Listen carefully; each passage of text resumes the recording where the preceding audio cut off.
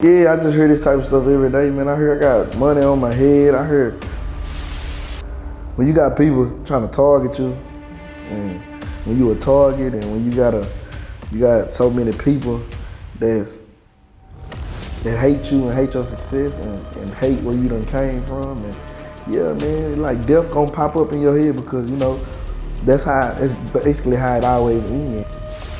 A Dallas rapper is dead today after he was shot on I-35. 28-year-old Melvin Noble, also known as Mo3, was shot on I-35 northbound near the Beckley-Zane curve. It is a stark example of the city's struggle to control violent crime. Police say a hip-hop musician named Mo3 was approached by the killer on I-35. Both men stopped their vehicles, got out, took off, started running, but was shot several times on the highway.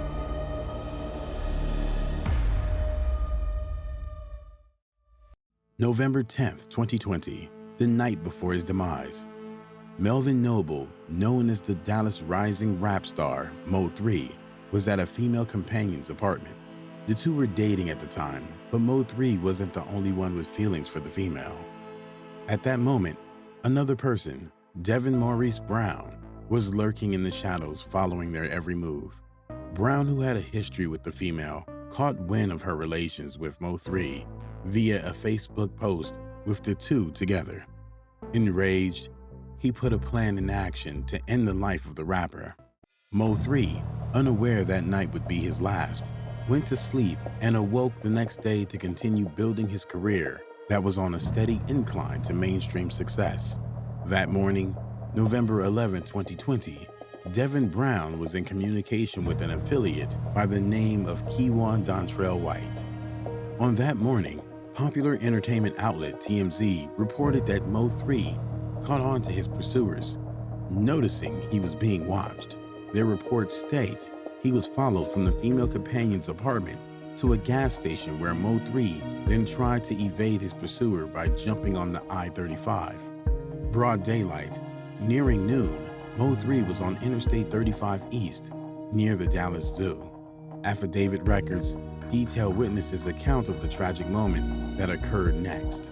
With his getaway foiled by traffic, Melvin Noble, aka Mo3, stopped near Clarendon Drive in an attempt to evade those plotting on his end. At 11:56 a.m., eyewitnesses recount his pursuers also stopped, and that's where the gunman exited the vehicle and chased Mo3, who ran but was mowed down by bullets, one striking him in the head and injuring one bystander in his vehicle with a stray bullet. Dallas police officers would respond to the shooting, where Mo3 was found fighting for his life.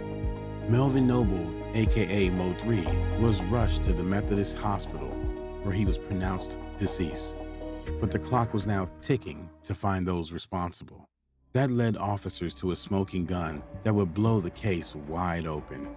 Dash cam footage of the shooting from a witness in a nearby vehicle. The video detailed the final moments of Mo3's life. The pursuer pulled up in front of his vehicle a short distance away. Mo3 stopped and exited his vehicle, going around and opening the other side of the car. It's believed he was trying to gain access to a firearm, but the gunman began his assault, prompting Mo3 to abandon his mission and instead flee for his life. The video shows the shooter giving chase outside of the camera, where Mo3 fell from injuries of multiple bullet wounds before the shooter enters back into the frame to head to the getaway vehicle. News reports spread like wildfire and the hunt was on. 28-year-old Melvin Noble, also known as Mo3, was shot on I-35 northbound near the Beckley-Zane curve.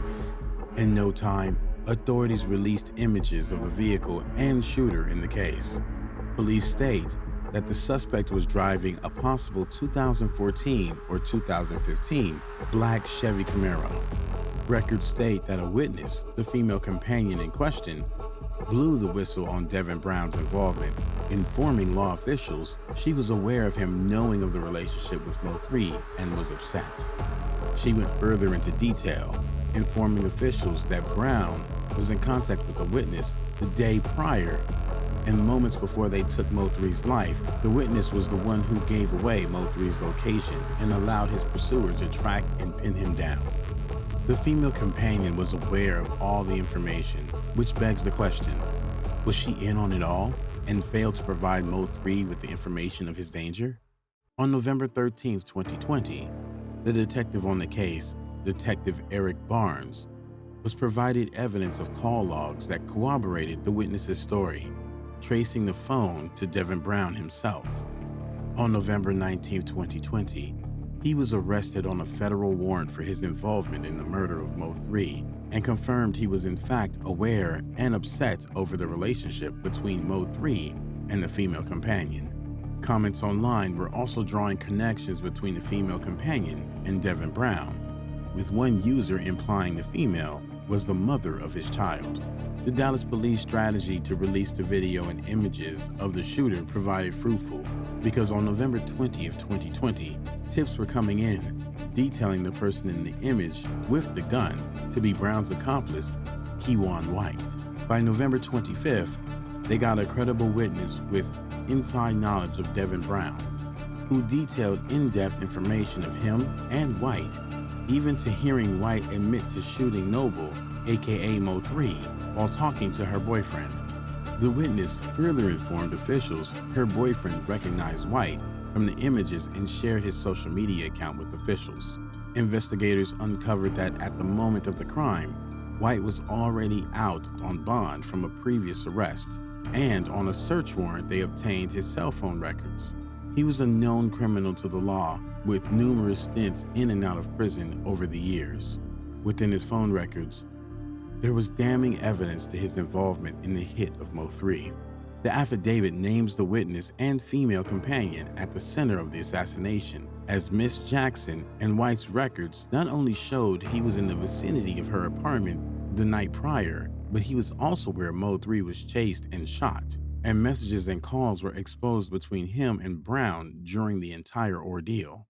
On December 9, 2020, on an arrest warrant granted December 8th, task force officers apprehend and arrest White, where he hinted towards the phone records being his, but played coy to remembering his number or knowing the other suspect, Devin Brown. Both men, who are described as affiliates by the Office of the U.S. Attorney for the Northern District of Texas, were indicted in December on multiple charges, including 1 count each of felon in possession of a firearm. According to the U.S. Attorney's Office, Brown was also indicted on 1 count of conspiracy to possess with intent to distribute a controlled substance. Also, according to a criminal complaint, reports state that upon conducting a search of Brown's home, law enforcement found a stolen AK-47 in his closet, as well as several illegal substances, scales, baggies, and more than $3,200. A second criminal complaint alleges law enforcement found a 9mm pistol in White's pocket. White previously fled on a dirt bike and then on foot when officers tried to stop him. If found guilty of the federal charges, White faces up to 10 years in federal prison, and Brown faces up to 20 years on both the illegal substances and gun charges. Both Brown and White have also been indicted on federal charges, but their problems go even deeper with the indictment on murder charges, as well for the plan and actions that took the life of Mo3. 28-year-old Devin Brown was indicted on a murder charge this week. Another man, 22-year-old Kewan Wright, was also indicted on the same charge earlier this year. March 2022, updates on the case were revealed, reporting one of the suspected murderers, Kewan Dontrell White, plead guilty to a felony charge of unlawful possession of a firearm by a felon. This stemmed from the August 16, 2020 evasion of Lancaster police on a dirt bike when pulled over for traffic violations, and a 9mm pistol was found in his pocket. If found guilty of the charge, the consequences could be life with the possibility of parole. Mo3 always thought about his death given the number of persons wishing bad upon his life. When you got people trying to target you, and when you a target, and when you got so many people that hate you and hate your success and hate where you done came from, and yeah, man, like death gonna pop up in your head because, you know, it's basically how it always ends. One such rival who showed no remorse and celebrated Mo3's end was Trap Boy Freddie, who sadly was a past friend turned enemy. Payback.